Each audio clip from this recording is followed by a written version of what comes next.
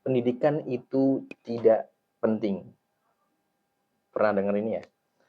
Ini muncul dari orang-orang yang mungkin kalian idolakan, yaitu yang pertama Timothy Ronald, yang kedua Deddy Corbuzier, mungkin juga Guru Gembul atau siapapun yang pernah mengatakan ini. Mereka ini adalah orang-orang yang luar biasa yang mungkin dia udah mencapai kesuksesan mereka, dan saya nggak punya hubungan apapun, dan saya tidak punya masalah apapun dengan mereka. Tapi mungkin apa yang mereka pahami itu berbeda dengan apa yang orang lain pahami dari kata-kata pendidikan itu tidak penting. Eh, Pendidikan itu memangnya penting. Begini, ada beberapa alasan kenapa orang itu bilang pendidikan itu tidak penting. Yang pertama, biasanya mereka adalah orang yang gagal dalam pendidikan atau tidak berhasil menempuh pendidikan lanjut. Gitu ya, misalkan dia mungkin sampai SMP aja, atau mereka sampai SMA aja, atau mungkin kuliah tapi tidak selesai. Tapi mereka bisa sukses. Makanya waktu itu pernah ada video, kuliah adalah pengangguran yang apa berkelas gitu. Karena mereka sudah pada titik yang mereka dambakan. Mereka sudah sukses ya, seperti yang mereka bayangkan. Contoh yang lain adalah, misalkan kita sebut tadi yang pertama Timothy Ronald. Dia adalah sebelumnya mahasiswa S1 di BINUS, dan dia semester 1 akhirnya keluar. Dia di sistem informasi. Ketika itu dia mencoba berjualan, berbisnis sedotan stainless, yang akhirnya dia bisa mencapai 1 miliar pertama. Dan dia akhirnya sukses bukan dari pendidikan. Justru dia menganggap pendidikan itu tidak membantu dia dalam meraih kesuksesan. Akhirnya dia keluar, drop out di semester 1 dan dia fokus. Dan dia tercatat menjadi investor termuda di Holy Wings. Terus dia juga investasi di kripto, dan akhirnya sekarang dikenal sebagai raja kripto. Lalu juga kalau teman-teman pernah dengar itu Bob Sadino. Bob Sadino juga dia hanya lulusan SMA, yang suka pakai celana pendek aja itu.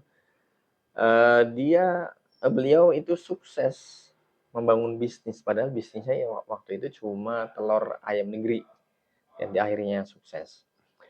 Yang berikutnya adalah dia mungkin berhasil menempuh pendidikan tapi tidak sukses di pendidikan itu. Maksudnya tidak sukses karena pendidikannya. Contohnya, saya kasih contoh yaitu Deddy Corbuzier. Deddy Corbuzier itu dia S1 di Atmajaya jurusan psikologi, dan S2 di University of London juga jurusan psikologi, tapi dia tidak sukses di bidang psikologi. Kita nggak kenal dia sebagai psikolog kan. Kita kenal Deddy di Stafsus sekarang ya, di Stafsus. Dan juga dia punya banyak sekali gurita bisnis, terutama di digital. Dia banyak sekali. Dan dia sukses di situ. Dia bilang pendidikan itu tidak penting, kata dia. Ya, karena memang dia tidak sukses di pendidikan itu. Lalu juga ada mungkin Guru Gembul ya. Guru Gembul dia adalah seorang sarjana pendidikan di UPI, dan dia juga mungkin awalnya guru, tapi dia tidak sukses dalam karir menjadi guru. Dia menjadi content creator pendidikan juga ya, tapi dia istilahnya belajar aja, tapi pendidikan itu tidak penting. Yang ketiga, mungkin dia berhasil mencapai banyak jenjang pendidikan, mungkin sampai S1, S2 bahkan, atau S3, tapi dia tidak sukses di bidang manapun. Nah, ini yang paling orang wanti-wanti, yang takutkan. Beberapa waktu lalu tuh ada akun yang menyampaikan kalau tukang ojek online itu ternyata S2. S3 belum ada ya, S2. Dan ini akhirnya menimbulkan pertanyaan, pendidikan itu untuk apa? Berarti nggak penting dong. Pada akhirnya dia ojek juga yang bisa dilakukan sama orang yang tidak berpendidikan, atau mungkin sampai SMA dia bisa. Nah, 3 hal ini biasanya yang melatar belakangi orang bilang pendidikan itu tidak penting. Tapi teman-teman tahu nggak, kalau 3 orang ini atau 3 jenis ini sebetulnya mereka juga membagi pengalaman mereka pada orang lain. Maka saya mau mengutip salah satu pengertian pendidikan. Banyak sebetulnya, tapi saya fokus pada yang disampaikan oleh Martinus, kalau nggak salah. Martin apa Martinus ya? Martinus kalau nggak salah deh. Dia seorang filsuf juga. Dia mengatakan bahwa pendidikan adalah orang yang dewasa membimbing orang yang belum dewasa untuk mencapai kedewasaan. Kalau dewasa ini kita ubah misalkan, orang yang sukses membimbing orang yang tidak sukses untuk mencapai kesuksesan. Bisa ya? Maka pendidikan tidak diartikan atau tidak pasti diartikan sebagai pendidikan formal. Di sana juga ada pendidikan non formal, ada pendidikan informal. Cuman bedanya apa? Bedanya adalah jika pendidikan formal itu bisa diukur karena dia punya penilaian, dia punya jasa dan lain sebagainya. Sedangkan non formal tidak ada itu, tidak ada alat ukur. Alat ukurnya ya dia sendiri, dia bisa mengukur dirinya, dia bisa atau enggak. Maka kita bisa juga lihat Timothy Ronald misalkan, dia membuat kelas akademi kripto. Dia membagikan pengalamannya, dia membagikan ilmunya tentang dunia perkriptoan agar orang lain juga bisa sukses seperti dia. Dan dia juga buat banyak podcast ya, podcast untuk membagikan ilmunya. Dan juga jadi Corbuzier juga sama, dia membagikan ilmunya lewat podcast. Dan mungkin kalau kita bertemu langsung juga dia tidak segan untuk membagikan ilmunya. Bob Sadino juga dia membagikan ilmunya lewat quotes-quotesnya dia yang bersebaran sekarang. Bayangkan kalau Timothy Ronald itu membagikan pengalamannya di kelasnya yang kita harus membayar sebesar berapa? 19 juta ya, 19 juta per kelas. Andaikan 10.000 orang aja ikut, atau dari 100.000 anggota, 10.000 aja yang ikut. Ya dia udah dapat 190 miliar. Jadi dia akhirnya memanfaatkan pendidikan gitu ya. Berikutnya saya ingin membagikan kenapa kesuksesan itu menjadi tolak ukur. Sedangkan banyak orang yang menempuh pendidikan, berpendidikan itu akhirnya tidak sukses. Dan ini jadi problemnya. Baik, izinkan saya itu membagikan manusia itu menjadi dua. Yang pertama adalah otak, yang kedua adalah tubuh atau otot lah. Biar sama ya, biar diksinya sama, otak dan otot. Otak itu dikasih makan itu dengan pendidikan. Maka goals dari pendidikan itu adalah, akhir dari pendidikan adalah pola pikir. Sudah sampai situ, otak dikasih pendidikan, dikasih ilmu, lahirlah pola pikir. Sudah. Sedangkan yang satunya, otot, itu akan melahirkan tindakan. Dan tindakan itu yang akan menentukan seseorang itu sukses atau enggak. Jadi sebenarnya nggak ada hubungannya. Orang mungkin bisa berpendidikan tinggi tapi tidak menjamin kesuksesan, benar. Karena kesuksesan ditentukan oleh tindakan. Tapi bukan berarti nggak ada hubungan sama sekali. Dia ada hubungan tidak langsung. Seperti tadi tindakan itu kan banyak ya. Tindakan itu mungkin bisa dari kerja keras. Dia akan kerja keras, pasti dia akan sukses. Nggak pasti, tapi kemungkinan besar dia akan sukses dengan kerja kerasnya. Tinggal seberapa keras dia berusaha, kan gitu. Dan pendidikan, pola pikir itu akan menentukan seberapa efektif dia bertindak dalam kehidupannya. Kan mungkin orang yang punya pendidikan yang lebih bagus, punya pola pikir yang lebih bagus, dia akan tindakannya tidak hanya kerja keras, tapi juga mungkin lebih ke kerja lebih cerdas. Jadi nggak cuma keras, tapi juga cerdas. Dia mungkin akhirnya bisa menciptakan networking dengan yang lain. Dia punya teknik negosiasi yang baik, dan dia juga punya komunikasi yang baik juga. Nah itu kan ditentukan oleh seberapa baik pendidikan dia atau pola pikirnya. Ini pendidikan nggak mesti formal ya. Juga yang penting adalah pola pikirnya. Kalau dia berpendidikan tidak terbangun pola pikir ya gagal. Karena tindakan ini akan dipengaruhi oleh pola pikir. Maka fakta di lapangan adalah pendidikan itu penting. Karena apa? Tadi manusia terbagi dua, otak dan otot. Di belakang manusia itu ada dua juga, yaitu ada privilege dan ada sumber daya. Maka orang dengan pendidikan yang baik, dengan pola pikir yang baik, dia akan bisa memanfaatkan privilege dia dan sumber daya yang dia miliki. Makanya orang yang sukses pasti akan anaknya atau keturunannya dia akan fokus pada pendidikan. Kenapa? Karena dia sudah punya sumber daya, dia sudah punya privilege. Jika pegang sama orang yang punya pendidikan yang baik, dia akan memanfaatkan itu. Sekaya apapun orang, sesukses apapun orang, kalau dia akan limpahkan pada orang yang tidak bisa atau tidak berpendidikan atau tidak punya pola pikir yang baik, maka privilege-nya itu atau sumber dayanya itu tidak berguna sama sekali bagi dia. Dan ada orang yang tidak punya privilege dan tidak punya pendidikan, sumber daya, maka tidak ada pilihan bagi dia kecuali berpendidikan. Dia harus punya pola pikir yang baik. Karena dia nggak punya sumber daya, apa yang dia akan pegang untuk kehidupannya dia. Ya mungkin dia akan kerja keras dan dia akan sukses. Tapi misalkan di antara 5 poin, dia hanya satu yang dia bisa lakukan. Dengan pendidikan dia tidak bisa punya negosiasi yang baik. Dia tidak bisa bekerja secara cerdas. Dia tidak bisa punya komunikasi yang baik.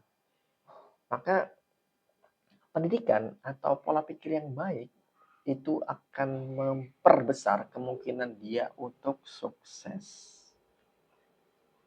Jangan bilang yang merasa dia tidak punya privilege, tidak punya sumber daya, dia malah bukan pendidikan nggak penting, enggak. Pendidikan itu udah memperbesar kemungkinan Anda untuk sukses. Pola pikir ini akan melahirkan apa sih? Maksudnya orang yang sukses kan punya pola pikir yang baik karena dia atau orang yang kita lihat sukses itu sebetulnya orang yang pintar, orang yang cerdas, orang yang punya pendidikan yang baik. Kan di podcastnya Kasih Solusi, Timothy Ronald, dia bilang orang miskin pasti bodoh, malas, dan juga satu lagi apa? Karena dia menyimpulkan itu karena bertemu sama orang-orang yang sukses dan mereka pintar sekali, pintar banget. Karena orang yang pintar, yang pola pikirnya baik, itu akan tahu setidaknya 3 ya. Dia tahu cara menghasilkan uang, dia tahu cara menciptakan uang, dan dia paham cara menciptakan sistem. Bedanya apa nih? Antara menghasilkan uang dan menciptakan uang. Ya contohnya misalkan saya punya ini. Saya akan mencari orang yang butuh ini dan saya akan jual. Itu saya akan dapat duit. Mungkin di tingkat yang lebih lanjut, mungkin nggak ada orang yang saya mau jual ke siapa nih. Saya punya ini. Saya akan ciptakan pasar, ciptakan orang yang membutuhkan ini. Jadi akhirnya orang-orang yang butuh itu akan berebut dan saya akan membuat rekayasa harga. Ya mereka rebutan, mereka butuh. Akan dia bakalan bayar seberapapun yang mereka bisa. Ini saya kasih. Mereka mampu menciptakan uang. Dan mereka juga mampu menciptakan sebuah sistem. Maka teman-teman, dunia ini itu istilahnya kompetisi. Kenapa banyak orang yang berpendidikan? Bukan berpendidikan ya. Berpendidikan udah pasti pola pikirnya bagus. Banyak orang yang menempuh pendidikan, tapi akhirnya dia tidak sukses. Kenapa? Karena mungkin dia salah menemukan goals dalam pendidikan. Pendidikan punya goals yaitu bukan ijazah, tapi pola pikir tadi. Karena ijazah adalah tanda orang selesai belajar, pernah belajar, selesai. Ya, orang bilang pernah sekolah di sini, ya pernah, tanpa ijazah berarti dia nggak selesai di situ. Gitu ya. Eh, Padahal yang menjadi goals pendidikan adalah pola pikir. Mungkin bisa jadi orang yang gagal dalam pendidikan, dia gagal padahal sudah menempuh pendidikan, dia kalah dalam berkompetisi dengan yang lain. Ketika dia sudah dapat ijazah nih, tanpa pola pikir yang baik, tanpa pengetahuan yang cukup, dia ke pasar, bukan ke pasar dalam artian pasar tradisional, bukan. Dia ke dunia dunia yang real gitu ya. Dan dia bertemu dengan banyak sekali kompetisi dan dia kalah dengan orang-orang yang di dalamnya. Dan akhirnya dia terpental, ya kan? Dia terpental dan akhirnya dia mengutuk pendidikannya. Pendidikan tidak mampu untuk menjadikan dia sebagaimana yang dia inginkan. Padahal bukan tidak mampu, tapi dia kalah dengan yang lain. Kenapa kalah dengan yang lain? Mungkin bisa jadi goals ketika dia menempuh pendidikan adalah hanya sebatas ijazah, bukan pola pikir. Yang terakhir adalah saya pengen berbagi tips mungkin buat teman-teman yang belum atau sedang atau mungkin sudah tapi bisa membagikan pada yang lain, bahwa ketika seseorang SD, fokuslah pada nilai, pada etika, moral, karena banyak sekali sekarang itu orang-orang yang luar biasa, yang sukses, yang mungkin dia memegang kebijakan tapi tidak bermoral, akhirnya merugikan banyak orang. Maka tanamlah sedini mungkin nilai itu pada anak-anak, terutama ketika dia tingkat sekolah dasar. Dia tidak pintar dalam materi yang lain, ya tidak apa-apa. Tapi kalau dia tidak bagus dalam nilai, etika, moral, ya Anda boleh marah. Walaupun sebetulnya ketika dia berhasil memiliki nilai yang kuat ketika SD, bisa dipastikan dia juga pintar dalam hal yang lain tuh. Sebenarnya kolerasi aja. Tapi fokuslah pada nilai. Dan ketika dia SMP, maka berilah dia pilihan dan juga konsekuensi mulai dari SMP. Nah, misalkan kamu tidak belajar, maka engkau akan sulit menjalani hidup di hari-hari berikutnya. Orang yang sekolah aja belum tentu gampang ya, apalagi tidak belajar, tidak sekolah. Nah, engkau boleh main. Tapi kalau terlalu banyak main, nanti akan apa? Berikan dia pilihan-pilihan. Ketika pilihan dia salah, atau dia sudah merasakan konsekuensi, kita ya terserah teman-teman semua sejauh mana dia akan ditolerir untuk melakukan kesalahan. Dan yang berikutnya SMA, dia sudah mulai diberikan goals hidup, dia mau seperti apa, bukan cita-cita ya. Kita jangan biasakan seseorang itu mencapai cita-cita. Biasanya cita-cita itu sesuatu yang tidak realistis. Maka sesuatu yang tidak realistis, dia akan tidak terukur. Sesuatu yang tidak terukur, keinginan yang tidak terukur akan melahirkan ambisi. Dan banyak orang yang hancur karena ambisi. Seperti misalkan seseorang itu bercita-cita menjadi kaya raya gitu. Dia punya ambisi itu. Dia tidak mengukur dirinya, mungkin dia akan hancur oleh ambisinya. Nah, itu banyak kasusnya. Maka biasakan seseorang itu tanamkan tujuan, goals yang bisa dicapai. Maksudnya bisa dicapai adalah dia udah jelas ukurannya, step by step. Dia harus apa di step pertama, dia harus apa di step kedua, sampai akhirnya dia mencapai itu. Itu SMA. Lalu di kuliah, mulailah produktif. Misalkan guru. Dia pengen bercita-cita di guru gitu ya, pengajar. Ya dia harus mulai produktif dalam bidang pengajaran. Apapun itu. Jangan termasuk fee, gaji yang pengen dia capai gitu. Boleh boleh boleh aja, itu tidak salah. Yang jelas ketika dia kuliah, tidak hanya membangun pola pikir, tapi juga membiasakan tindakannya dia, menjadikan itu sebagai apa namanya, cara untuk menjadi sukses. Mungkin sekian yang bisa saya sampaikan, semoga bermanfaat. Sampai ketemu di video berikutnya.